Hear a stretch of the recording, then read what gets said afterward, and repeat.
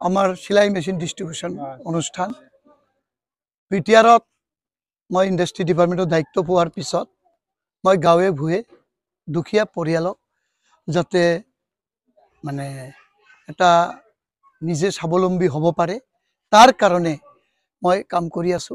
বেছি দিন হ'ল মই দায়িত্ব পোৱা নাই, কিন্তু আপোনালোকে সাংবাদিক ভাই প্ৰত্যেকজনে জানে ইতিমধ্যে ইন্ডাস্ট্ৰি ডিপাৰ্টমেন্ট গাঁৱে ভূঞে সোমাই আছে আৰু কাম চলি আছে। এবাৰ আমি টোটাল ৬,০০০ পৰিয়ালক মানে লৈছো বিটিআৰত ২,০০০ পৰিয়ালে ফাইনান্সিয়াল এসিস্ট্যান্ট আৰু যেনেকুৱা প্লাম্বাৰ আৰম্ভ কৰি কাৰ্পেণ্টাৰ সব কিটছ পাব যাতে নিজে কাম কৰি নিজৰ সংসাৰ চলাব পাৰে। আৰু বিশেষকৈ আমাৰ মহিলাসকল বাইদেউসকলক যিবিলাক দুখীয়া দৰিদ্ৰ পৰিয়ালৰ সংসাৰৰ বহুত আৰ্থিক অৱস্থা বেয়া এই পৰিয়ালবিলাকক আমি বাছি লৈ ৪,০০০ পৰিয়ালক আমি সেলাই মেচিন ডিস্ট্ৰিবিউশন কৰি আছো। কাৰণ কোড অফ কন্ডাক্ট লাগিব। এইটো সোনকালে কৰাৰ পিছত উইদিন এসপ্তাহ পিছৰ পৰাই আমাৰ ট্ৰেইনিং শুৰু হ'ব। মহিলাসকলক কোকৰাঝাৰত ট্ৰেইনিং দিয়া হ'ব বা গাঁৱে ভূঞে সব জায়গাত ট্ৰেইনিং কৰি ইয়াতক সাৰ্টিফিকেট দিয়া হ'ব, জনে জনে সেলাই মেচিন পাব।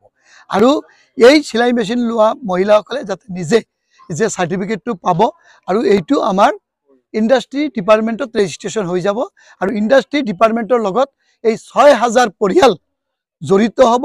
ইয়াৰ পিছৰ পৰা জনে ইএমৰ দায়িত্ব পাব। মই এবাৰ হলে ৰিকুৱেষ্ট কৰিম যে আপুনি এই ৬,০০০ পৰিয়ালৰ লগত টাচ হৈ আপুনি কাম কৰক, এই ৬,০০০ পৰিয়ালক আগুৱাই লৈ যাওক। আজি কিমান হয় আৰু কোন কোন কমিউনিটিৰ সব কাষ্ট কমিউনিটি আছে।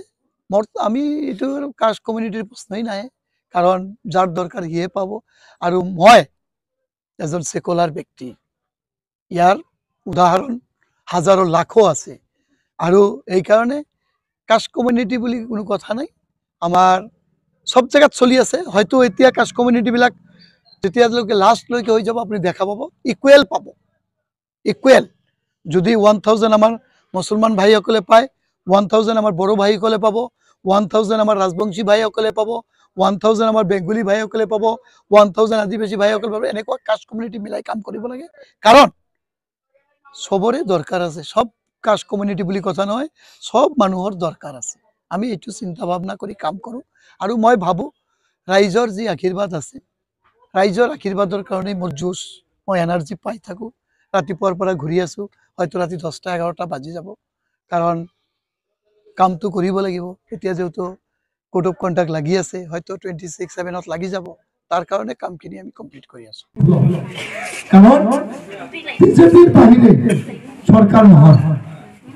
তোমরা ইউপিপিএল ভোট দিলেও বিজেপি, বিপিএফ ভোট দিলেও বিজেপি, হয় না নয়?